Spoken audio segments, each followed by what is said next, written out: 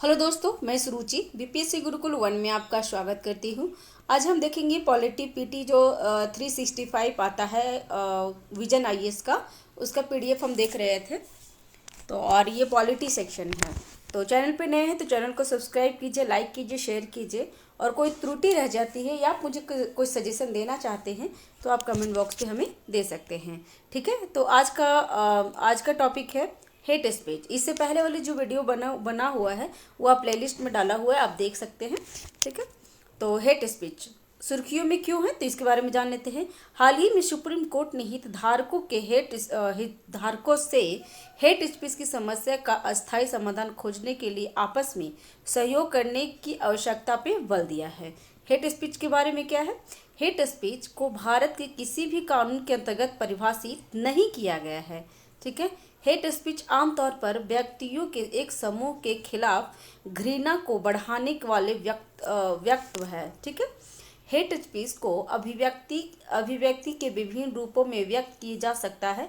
इन रूपों में चित्र, कार्टून, मीम्स, वस्तुओं, हाव भाव और प्रतीक चिन्ह शामिल हैं। इसमें ऑफलाइन या ऑनलाइन दोनों तरीके से प्रसारित किया जा सकता है।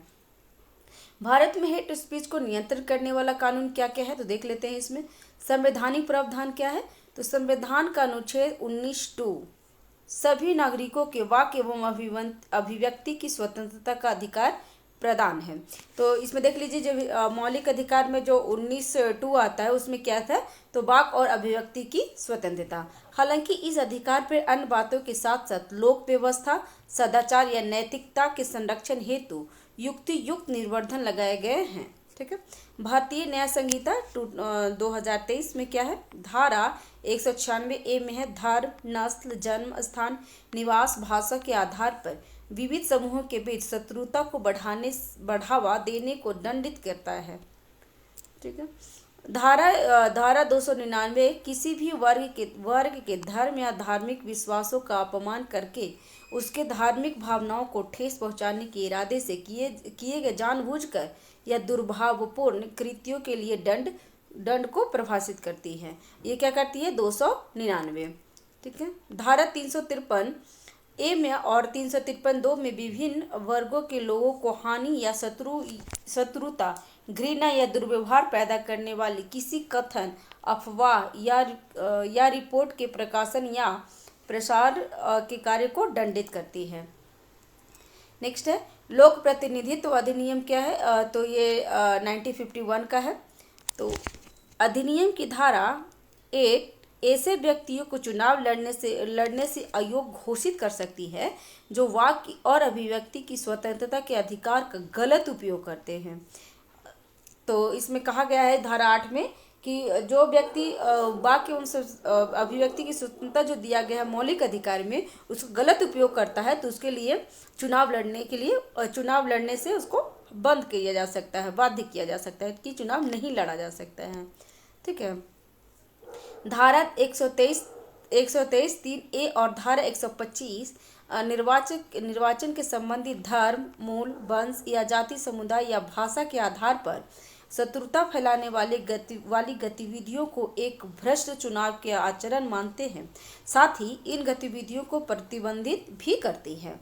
ठीक है, अब है इसमें नागरिक अधिकार संरक्षण अधिनियम 1955। ठीक, इसके बारे में देख लेते हैं। धारा 7 के तहत कहे गए या लिखे गए शब्दों के माध्यम से या संकेतों या तस्वीरों तथा या अन्यथा स्पष्टता को उस्काने और उसे बढ़ावा देने के विरुद्ध दंड का प्रावधान करती है। धार्मिक संस्था दुरुपयोग निवारण अधिनियम 1988 में क्या है तो देख लेते हैं उसका। धारा 3G में धार्मिक संस्थाओं या उनके प्रबंधनों को विविध धर्म समूहों के बीच वैमनस्य या नफरत को बढ़ावा देने के लिए धार्मिक परिसरों का उपयोग करने से रोकती है। ठीक है, और हेट स्पीच के बारे में संबंधित न्यायिक निर्णय क्या है तो देख लेते हैं। प्रवासी भलाई संगठन बनाम भारत संघवाद 2019 में क्या हुआ, 2014 में क्या हुआ था तो सुप्रीम कोर्ट ने हेट स्पीच के नकारात्मक प्रभावों पर संज्ञा लेते हुए मामले की गहन जांच के लिए उन्हें इसे विविध आयोग को सौंपा था। श्रेय सिंघल बनाम भारत संघ बात 2015 में क्या है, तो सुप्रीम कोर्ट ने निर्णय दिया कि अनुच्छेद 19(2) के अंतर्गत वाक्य एवं अभिव्यक्ति की स्वतंत्रता पर उचित प्रतिबंध केवल तभी लगाया जा सकता है जब यह हिंसा या सार्वजनिक अव्यवस्था का कारण बनती है। ठीक है। और अमीश देवगन बनाम भारत संघवाद 2020 में इस वाद में सुप्रीम कोर्ट ने माना कि फ्री स्पीच, स्वतंत्रता अभिव्यक्ति और हेट स्पीच के बीच अंतर करना महत्वपूर्ण है। साथ ही कोर्ट ने भी फ्री स्पीच के प्रतिस्पर्धी हितों को संतुलन करने तथा घृणा और सांप्रदायिक असमानता के प्रसार को रोकने की आवश्यकता को रेखांकित करती है। ठीक है। अभी है उपासना स्थल अधिनियम 1991 में इसके बारे में बताया गया है, तो सुर्खियों में क्यों है इसके बारे में पहले जान लेते हैं। हाल ही में सुप्रीम कोर्ट ने कहा है कि उपासना स्थल अधिनियम के तहत विवादित धार्मिक स्थलों से संबंधित मामलों की सुनवाई करने से अन्य अदालतों को रोकने का आदेश नहीं दे सकता। ठीक है। उपासना स्थल विशेष उपबंध अधिनियम 1991 के बारे में यह अधिनियम घोषित करता है कि किसी भी उपासना स्थल का धार्मिक चरित्र वही रहेगा जो 15 अगस्त 1947 को था। इसमें कहा गया है कि कोई भी व्यक्ति किसी भी धार्मिक संप्रदाय के उपासना स्थल को किसी अलग संप्रदाय या उसके किसी दूसरे वर्ग में परिवर्तित नहीं करेगा।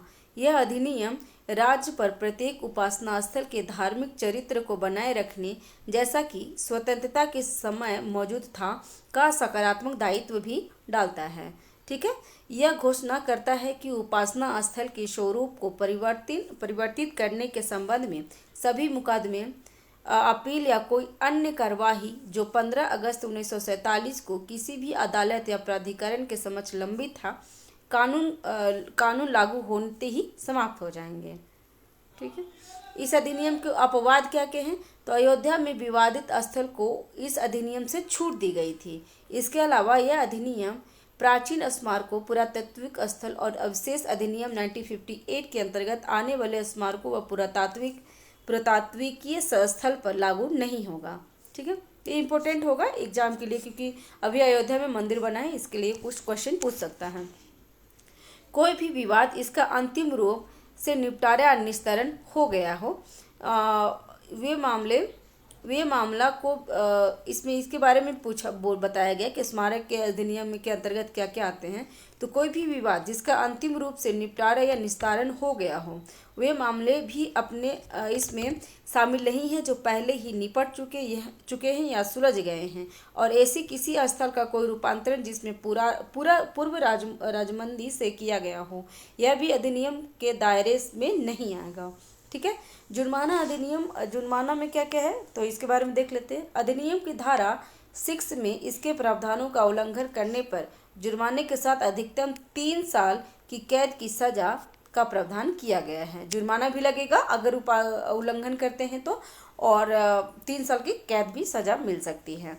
अन्य महत्वपूर्ण सुर्खियां में क्या क्या है, संविधान की 8वीं अनुसूची में क्या क्या भाषा है, तो उड़ीसा मंत्रिमंडल ने संविधान की 8वीं अनुसूची में कुल भाषाओं को शामिल करने के प्रस्ताव को मंजूरी दे दी है।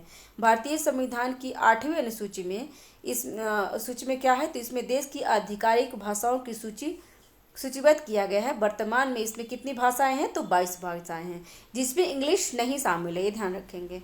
मूल संविधान में 14 भाषाएं सूचीबद्ध थी और बाकी भाषाएं को बाद में जोड़ा गया था। सिंधी भाषा को 1967 में और कोंकणी, मणिपुरी एवं नेपाली को 1992 में 71वें संविधान संशोधन अधिनियम द्वारा जोड़ा गया है। तो 71वें संविधान संशोधन द्वारा कितना जोड़ा गया था, तो 3 भाषा, कोंकणी, मणिपुरी और नेपाली। ठीक है। इस सूची में शामिल किया गया था। 2003 के 52वां संविधान संशोधन 92 संविधान संशोधन अधिनियम में इसमें 4 भाषा जोड़े गए थे, संथाली, डोंगरी, मैथिली और बोडो भाषा जोड़ा गया था। ठीक है। हाँ, अब इसमें क्या है कि किसी भी भाषा को संविधान की 8वीं अनुसूची में शामिल होने से प्राप्त होने वाली लाभ क्या क्या है, तो ये देख लेते हैं।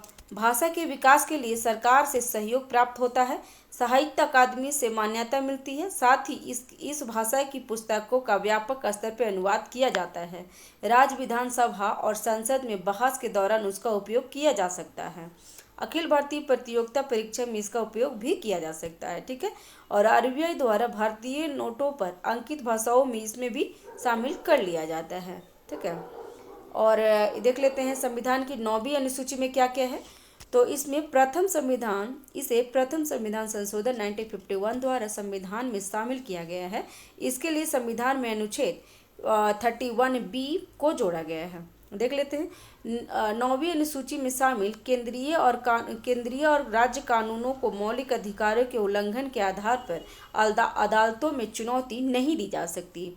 ठीक है, हालांकि सुप्रीम कोर्ट ने आई आर कोहेलो बनाम तमिलनाडु राज्य 2007 के मामले में फैसला सुनाया था कि 24 अप्रैल 1973 के बाद अनुसूची में शामिल किए गए कानूनों की न्यायिक समीक्षा पूर्ण अवलोकन की जा सकती है।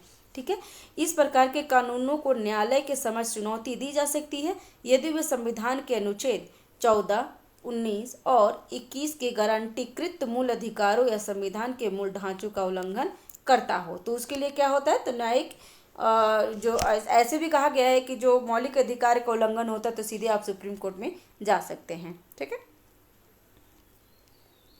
अब चुप रहने का अधिकार क्या है, तो राइट टू साइलेंट। तो इसमें देख लेते हैं सुप्रीम कोर्ट ने स्पष्ट किया है कि सभी अपराधियों को चुप रहने का अधिकार है।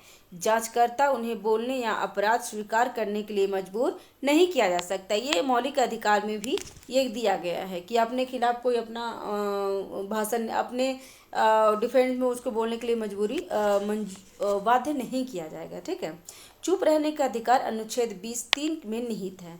इस अनुच्छेद के अनुसार किसी को भी अपने खिलाफ ठीक है साक्षी बनने के लिए मजबूर नहीं किया जाएगा। ये मौलिक अधिकार में निहित है। ठीक है, किसी को भी अपने खिलाफ साक्षी बनने के लिए मजबूर नहीं किया जा सकता है। हालांकि यह संरक्षण केवल आपराधिक कार्रवाइयों तक ही सीमित है।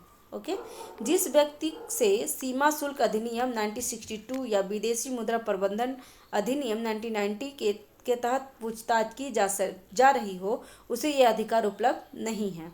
क्यों? क्योंकि इस टाइम युद्ध हुआ था। ठीक है, इसके कारण यह है कि वह व्यक्ति किसी अपराध का अभियुक्त नहीं होता है और वह वकील रखने के अधिकार भी नहीं होते हैं।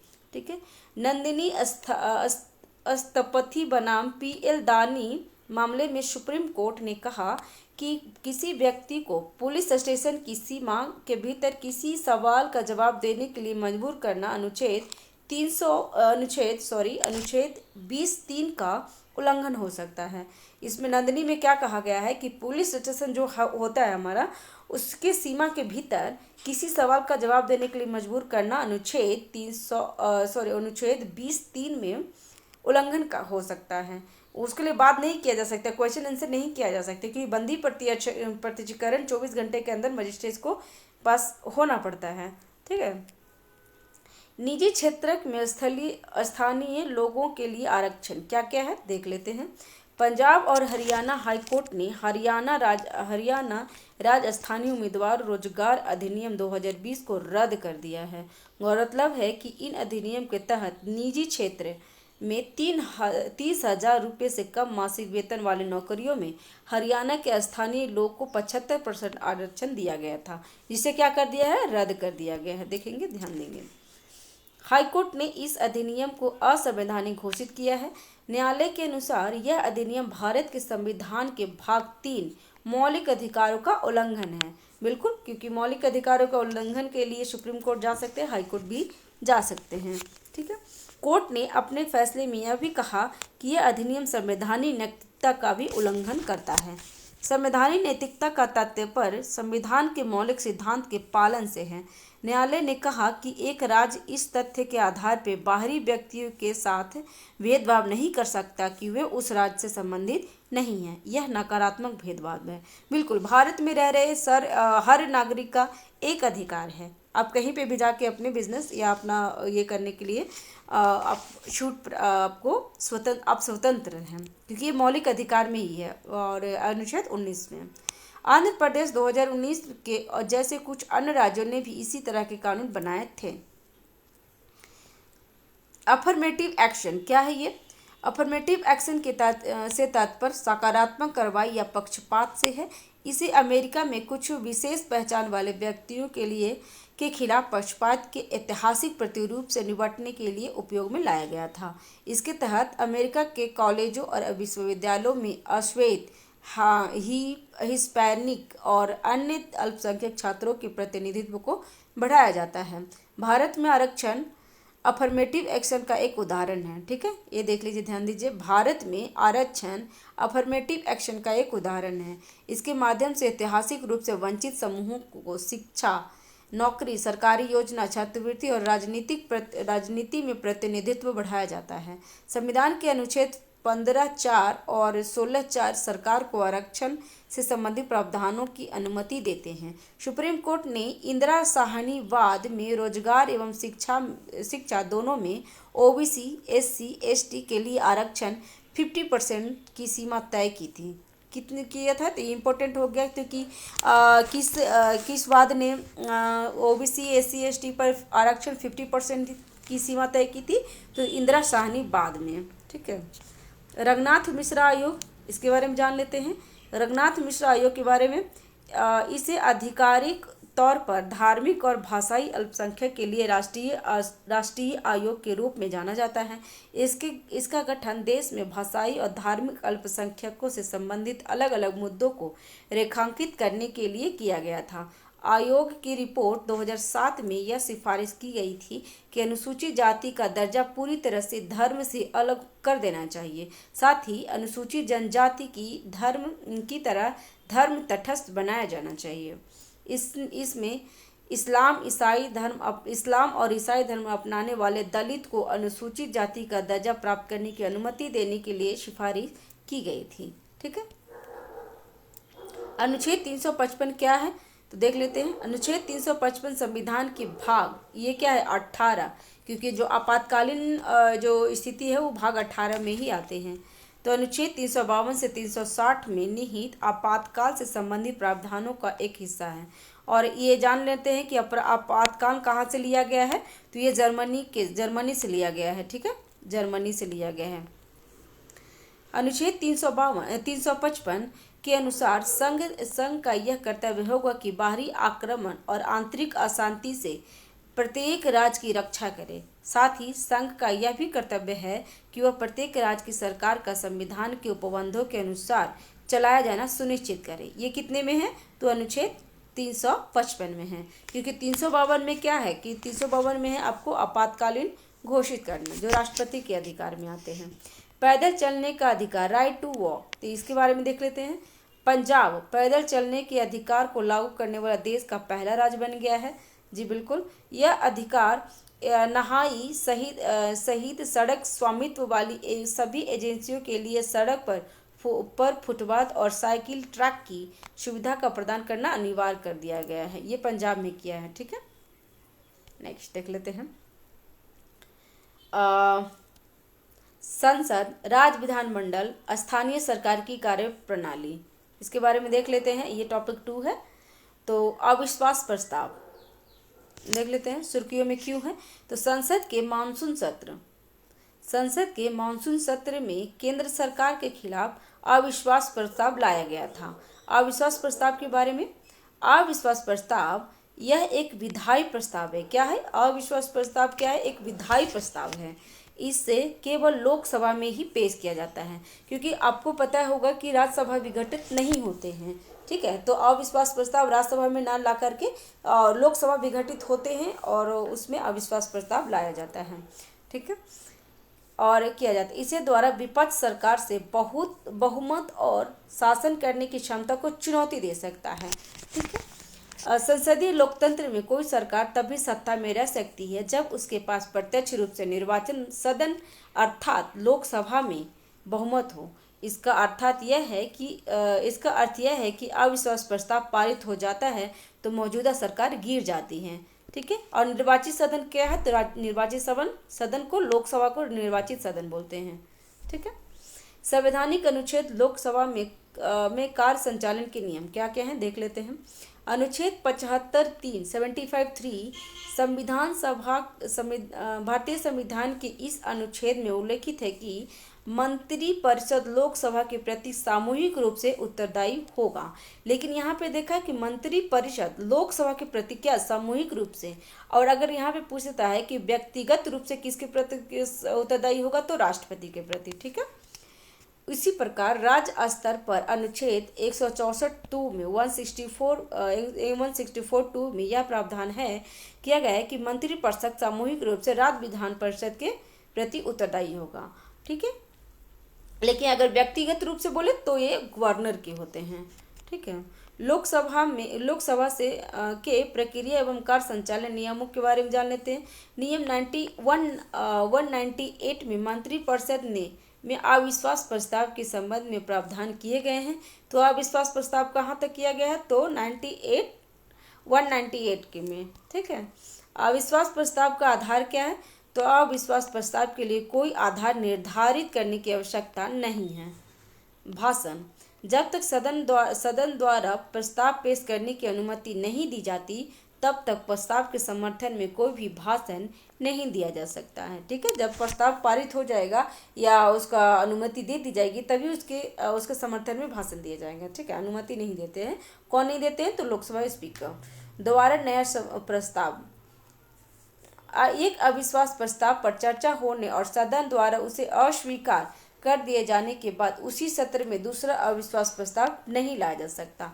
ठीक है। इसमें एक जैसे 6 महीने पे एक सत्र होते हैं, कम से कम 6 महीने पे एक सत्र होते हैं, और ज़्यादा मतलब अधिकतम 2 सत्रों के बीच में कितने महीने की डिस्टेंस होनी चाहिए तो 6 महीने की होनी चाहिए। तो इसमें क्या है कि अविश्वास प्रस्ताव अगर एक सत्र में उसका अविश्वास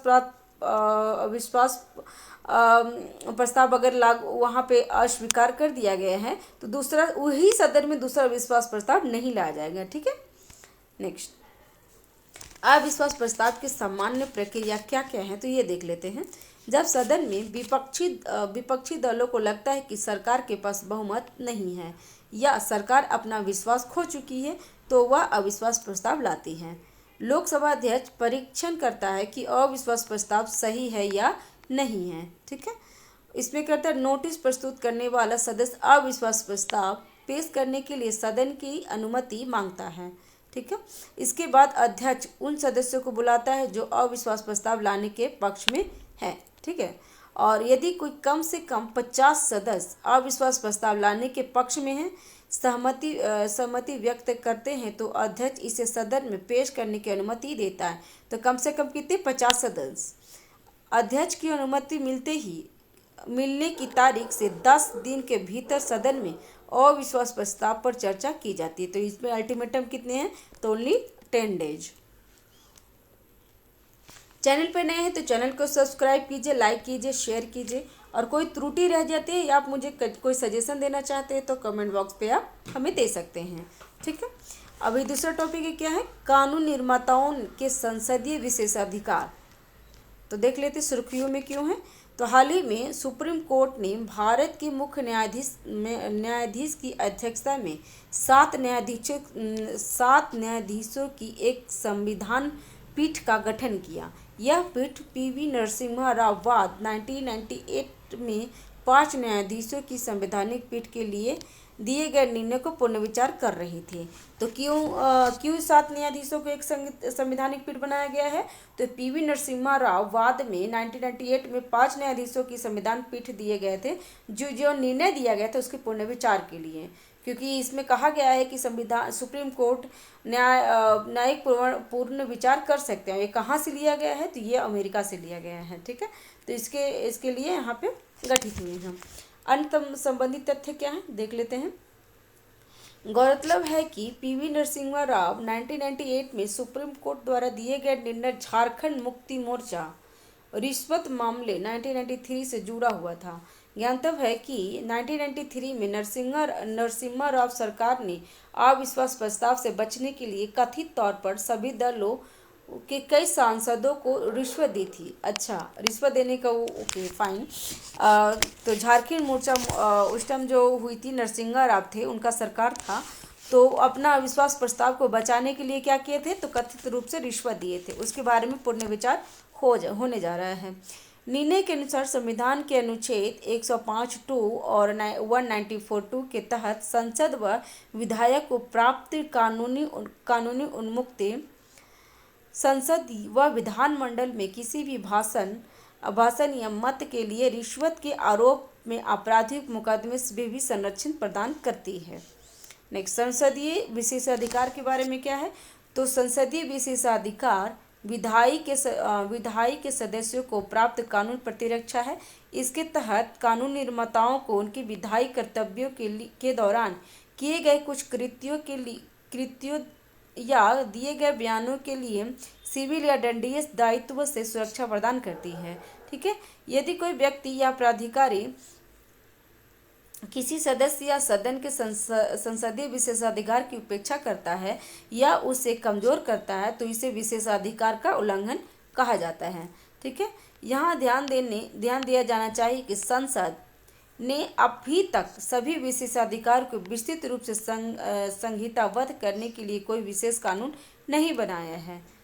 केवल संसद को ही यह सुनिश्चित करने का अधिकार है कि सदन के विशेषाधिकारों का उल्लंघन या सदन की अवमानना हुई है या अथवा नहीं हुई है। किसी भी न्यायालय को यह शक्ति नहीं सौंपी गई है। सदन का कोई भी सदस्य सभापति या अध्यक्ष के सहमति से विशेषाधिकार हनन से जुड़े प्रश्न उठा सकता है। ठीक है, विशेषाधिकार का मतलब क्या है तो इसके बारे में जानते हैं। संवैधानिक प्रावधान अनुच्छेद 105 संसद के दोनों सदनों और उसके सदस्यों तथा या समिति की शक्तियों और विशेषाधिकार से संबंधित है। तो ये क्या है? 105 में संसद के दोनों सदनों और उसके सदस्यों का तथा समितियों की शक्तियों का विशेषाधिकार से संबंधित है। अनुच्छेद 194 में क्या लिखा है? तो राज्य विधानमंडलों के सदनों और उनके सदस्यों तथा समितियों की शक्तियों, विशेषाधिकार एवं उन्मुक्तियों की रूपरेखा का प्रावधान करता है। अनुच्छेद 105(2) में क्या लिखा है?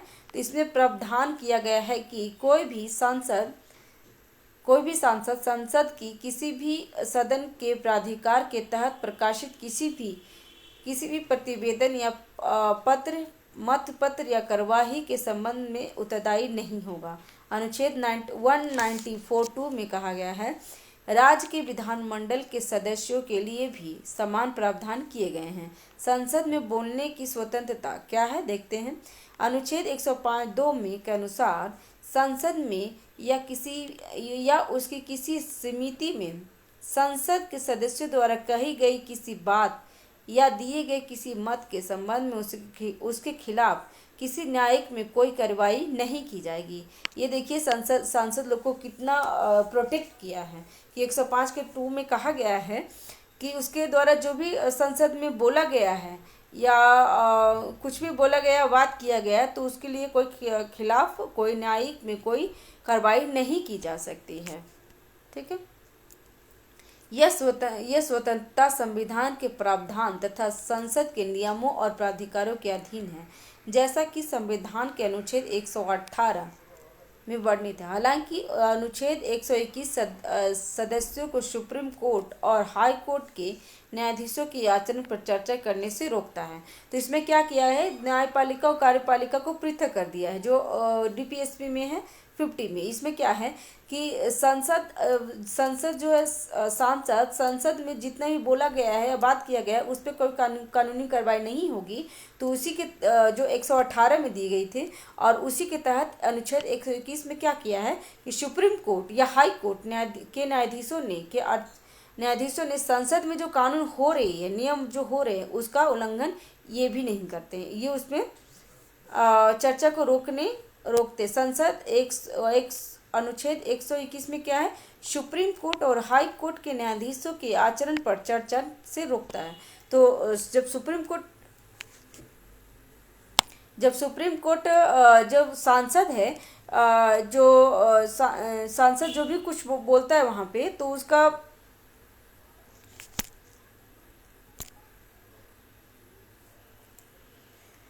संसद क्या बोलता है? संसद में जो बोला गया है उस पर अगर सुप्रीम कोर्ट उसमें दखल नहीं देता है तो सुप्रीम कोर्ट भी जो काम करते हैं उस पर संसद में चर्चा नहीं की गई है। ठीक है,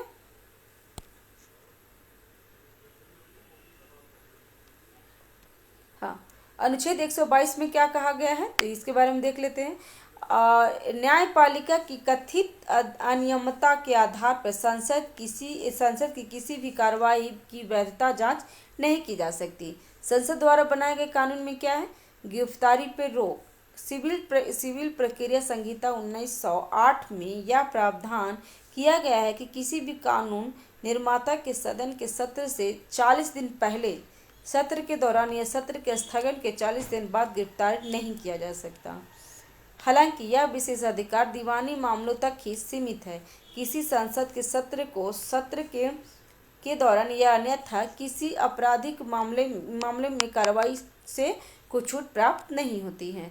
दोनों सदनों के नियम क्या है, तो प्रक्रिया के नियमों और दृष्टांतों पर आधारित विशेषाधिकार संसद को किसी भी दंड योग आरोप या अपराध के लिए किसी सदस्य की गिरफ्तारी, हिरासत, दोषसिद्धि, कार्रवाई और रिहाई के संबंध में तत्कालीन जानकारी प्राप्त करने का अधिकार है। अज्ञात व्यक्तियों को बाहर करने का अधिकार, सदन के सदस्यों को गैर सदस्यों को सदन की कार्यवाही से बाहर रखने की शक्ति तथा अधिकार प्राप्त है। सदन में स्वतंत्र और निष्पक्ष चर्चा सुनिश्चित करने के लिए यह अधिकार आवश्यक है। अन्य स्रोत क्या है, संसदीय परंपरा एवं न्यायिक व्याख्यान। संसद की अवमानना क्या है, देख लेते हैं। विशेषाधिकारों का उल्लंघन सदन की अवमानना से अलग होता है। इसे ऐसे भी कार्य करने के रूप में परिभाषित किया जा सकता है जो संसद के किसी भी सदन के कामकाज में बाधा उत्पन्न करता है, या जो ऐसी सदन के किसी सदस्य या अधिकारी के कर्तव्यों के निर्वहन में बाधा उत्पन्न करता है, या जिसमें प्रत्यक्ष या अप्रत्यक्ष रूप से ऐसे परिणाम उत्पन्न करने की प्रवृत्ति होती है। संसद यह सुनिश्चित करने के लिए एकमात्र प्राधिकारी है कि संसद की अवमानना हुई है या नहीं। किसी भी अदालत को यह सुनिश्चित करने का अधिकार नहीं दिया गया है। सदन द्वारा किसी दोषी को अवमानना के लिए हिरासत या जेल भेजने की अवधि सदन के सत्र की अवधि तक सीमित होती है। यदि सदन के सदस्य दोषी पाए जाते हैं तो उन्हें सदन से निलंबित किया जा सकता है या उसे निष्कासन का सामना करना पड़ सकता है। ठीक है, अभी देख लेते हैं विधि निर्माताओं का निष्कासन। ये सुर्खियों में क्यों है, इसके बारे में पहले जान लेते हैं। हालांकि लोकसभा में आचार समिति की रिपोर्ट के आधार पर अपने सदस्य को अवैध रूप से उपहार एवं परितोषण स्वीकार करने के आरोप में सदन से निष्कासित कर दिया है। भारत में विधि निर्माताओं का निष्कासन। भारत में किसी सांसद का निष्कासन संवैधानिक और कानूनी सदन के नियम आधार पर हो सकता है। निष्कासन का संवैधानिक आधार क्या है, तो देख लेते हैं। संसदीय विशेषाधिकारों के उल्लंघन या सदन की अवमानना का दोषी पाए जाने वाले व्यक्ति किसी भी सांसद को सदन से निलंबित या निष्कासन किया जा सकता है। प्रत्येक सदन में निष्कासन के प्रस्ताव को पारित करने के लिए साधारण बहुमत की आवश्यकता होती है। निष्कासन के लिए आचार समिति के आगे की भागीदारी हमेशा आवश्यक नहीं होती है। ठीक है, लोकसभा आचार समिति के बारे में क्या है, एथिक्स, तो देख लेते हैं। इसमें अध्यक्ष द्वारा नामांकित अधिकतम 15 होते हैं और वे 1 वर्ष से अधिक अवधि के लिए पद पे बने रहते हैं। कार्य क्या है, तो अध्यक्ष द्वारा संदर्भित किसी सदस्य के अनैतिक आचरण से संबंधित शिकायत की जांच करना, सिफारिशें करना और सदस्यों के लिए आचार संहिता बनाना, आचार संहिता में संशोधन का सुझाव देना। लोकसभा की पहली आचार समिति 2000 में और राज्यसभा में 1997 में गठित की गई थी। तो इसके बारे में है, तो आचार समिति के बारे में है। ठीक, सांसदों के निलंबन एवं निष्कासन का कानूनी आधार क्या है, तो ये देखते हैं। सदन की सुचारू कार्यवाही सुनिश्चित करने और व्यवस्था बनाए रखने के लिए सदन का पीठासीन अधिकारी, लोकसभा अध्यक्ष या राज्यसभा और सभापति किसी भी सदस्य को सदन से बाहर जाने का आदेश दे सकता है। अत्यधिक कदाचार के मामले में सदन सदस्यता के लिए अयोग्य व्यक्ति के से सदन को मुक्त करने हेतु किसी भी सदस्य को निष्कासित कर सकता है। ठीक है। लोकसभा और राज्यसभा में निलंबन से संबंधित प्रक्रिया तथा कार्य संचालन के नियम क्या क्या हैं देख लेते हैं। पहले लोकसभा के बारे में देख ले, फिर राज्यसभा के बारे में देखते हैं। नियम 373 मतलब 373, यदि लोकसभा अध्यक्ष को यह लगता है कि किसी सदस्य का व्यवहार अव्यवस्थापूर्ण है तो वह उस सदस्य को तत्काल सदन से बाहर चले जाने का निर्देश दे सकते हैं। वे सदस्य उस दिन की विशेष बैठक के समय तक सदन से अनुपस्थित रहेगा। ठीक है। नियम 374 में है, क्या लिखा है, अध्यक्ष जरूरी समझते हुए उस सदस्य का नाम ले सकता है जो अध्यक्ष के प्राधिकार की उपेक्षा कर रहा है या जानबूझकर सदन के कार्य में बाधा उत्पन्न कर रहा है। इस तरह नाम लिए जाने पर अध्यक्ष उस सदस्य को सदन से शेष काल तक सदन से निलंबित करने के लिए एक प्रस्ताव प्रस्तुत करता है। इसके बाद वह सदस्य तुरंत सदन से बाहर चला जाएगा।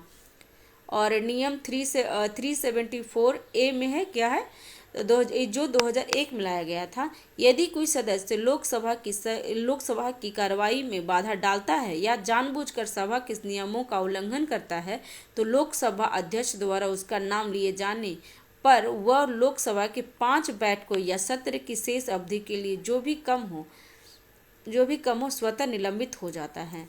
ठीक है। अब राज्यसभा के बारे में क्या है देख लेते हैं। नियम 225 में यह राज्यसभा के सभापति को अव्यवस्थित आचरण के लिए किसी भी सदस्य को तुरंत सदन से बाहर जाने का निर्देश देने की अनुमति देता है। नियम 256 में क्या है, तो यह नियम सभापति को अपने अधिकार की उपेक्षा करने या सभा के नियमों का उल्लंघन करने वाले सदस्य को नाम लेने की अनुमति देता है। इसके बाद सदन सदस्य को सत्र की विशेष अवधि के लिए निलंबित करने का प्रावधान अपना सकता है। लोकसभा अधिनियम 374 ए के तहत के विपरीत राज्यसभा अपने सदस्यों को बिना प्रस्ताव पारित किए निलंबित नहीं कर सकता। ठीक है।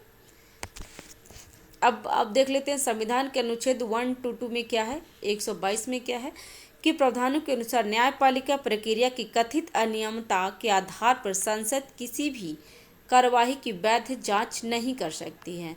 हालांकि न्यायालय ने कई मामलों में हस्तक्षेप किया है। उदाहरण के लिए क्या क्या है, तो राजा रामपाल वाद 2007 में आई हुई थी। इसमें देखते हैं न्यायालय ने राजा रामपाल के निष्कासन को बरकरार रखा था, लेकिन यह भी कहा था कि किसी भी अवैध आधार पर इस तरह की कार्रवाई न्यायिक जांच के दायरे में आती है। यह ध्यान रखने योग्य तथ्य है कि निष्कासन और अयोग्यता का एक समान नहीं है। निष्कासन है कि कोई उल्लंघन किया है, वो अलग हो गया निष्कासन, और अयोग्यता मतलब उसमें वो क्वालिटी है ही नहीं। भारत के संविधान में निष्कासन और अयोग्यता दोनों का प्रावधान करता है। अयोग्यता के तहत संसद का कोई सदस्य आगे चुनाव नहीं लड़ सकता, उसको अयोग्यता बोलते हैं। यहाँ पे ध्यान देंगे,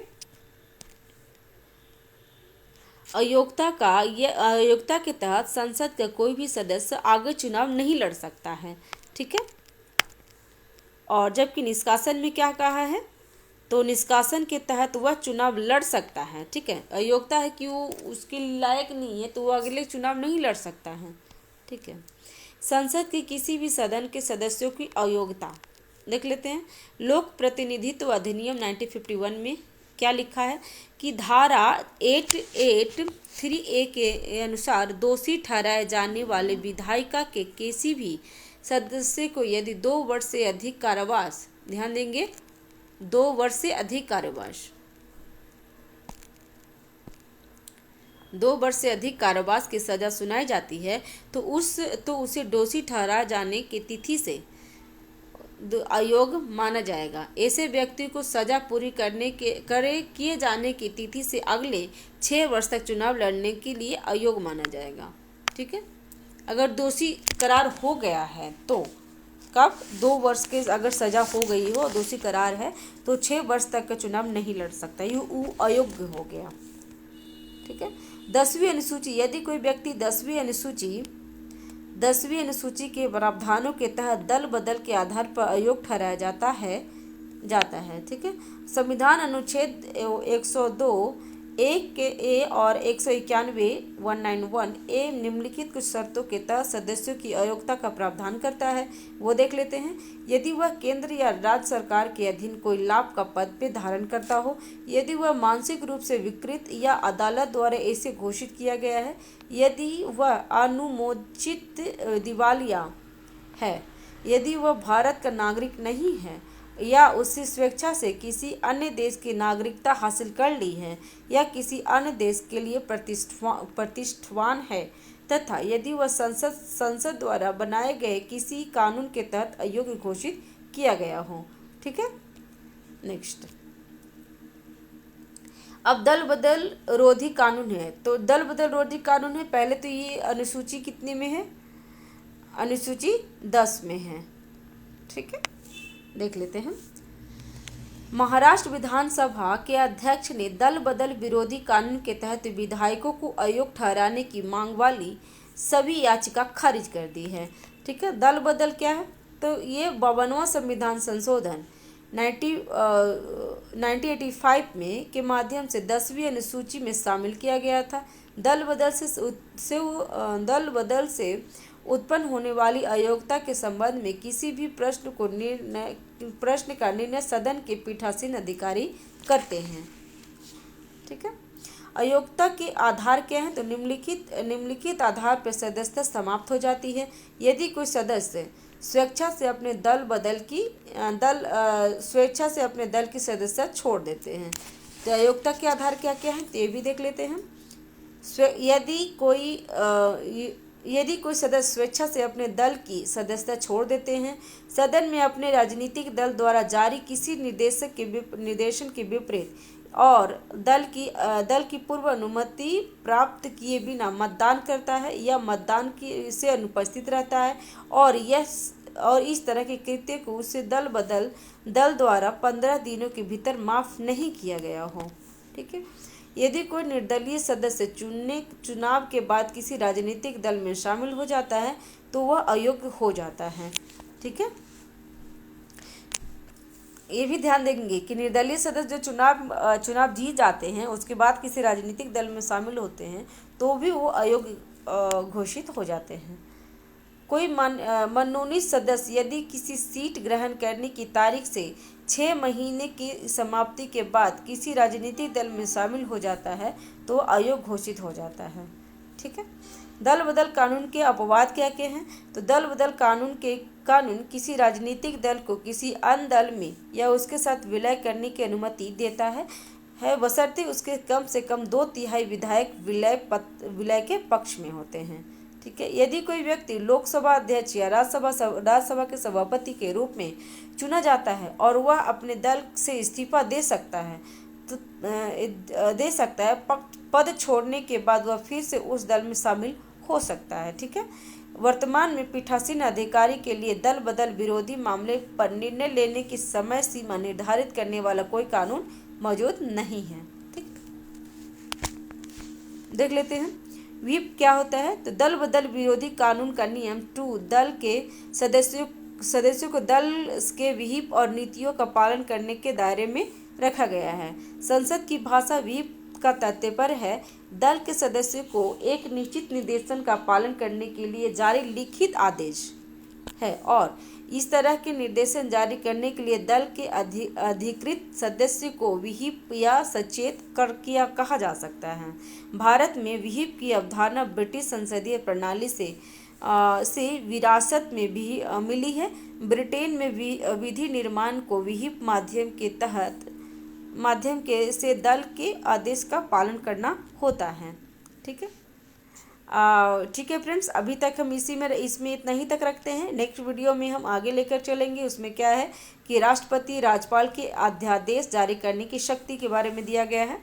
तो चैनल पे नए हैं तो चैनल को सब्सक्राइब कीजिए, लाइक कीजिए, शेयर कीजिए और कोई त्रुटि रह जाती है तो कमेंट बॉक्स पे हमें सजेशन दे सकते हैं। और 10वीं अनुसूची के संबंध में न्यायिक निर्णय क्या क्या थे? तो किहोतो होलोहन मामला जाचिलू और अन्य वाद 1992 में। इस बाद में सुप्रीम कोर्ट ने कहा था कि स्पीकर का निर्णय न्यायिक समीक्षा के अधीन होगी। और किसम मेघचंद्र सिंह बना माननीय अध्यक्ष मणिपुर विधानसभा एवं अन्य बात 2020 में कहा गया है कि सुप्रीम कोर्ट में कहा गया है कि 10वीं अनुसूची के तहत अयोग्यता संबंधी याचिका पर अध्यक्ष का 3 महीने के भीतर निर्णय लिया जाना चाहिए।